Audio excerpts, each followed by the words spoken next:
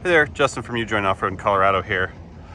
So this is a alumni Starflyte. This is one of our first handful of rigs that we actually built here at the Colorado shop. It changed hands and the new owner wanted to do some updates to it. So I'll go over all of this stuff that we did.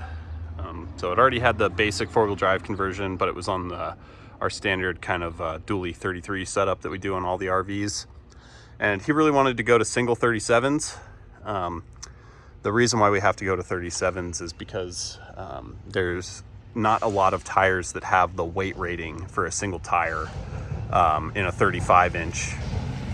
But when you go up into a 37, there is a few that are just barely enough for a rig of this size. So we usually don't recommend this, but this guy was very adamant about it. It definitely does not drive as good as it did on the dualies. But I'll go over some of the stuff that we did to help it out there. So obviously swap to the single 37s. We did our favorite method 701. It is 8 on 6.5, which is nice. So we've got it matched front to rear. Then we went with the 37 12 50 17 Falcon Wild Peak RT01. So these have a 128 load index, so really high weight rating. And that's what we need if you're going to be doing something like this. So it did have 410 gears in it before. The previous owner didn't want to re-gear off of the 410s. He wanted to prioritize highway fuel economy. But for these big 37s, that's not going to cut it. So we went with 538 gears in the front axle. So it did a full re-gear on it. It already had, of course, all the true track and everything on it from before.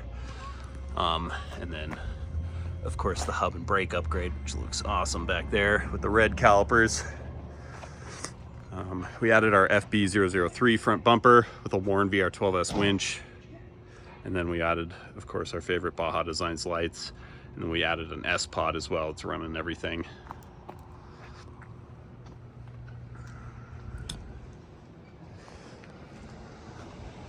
Out back,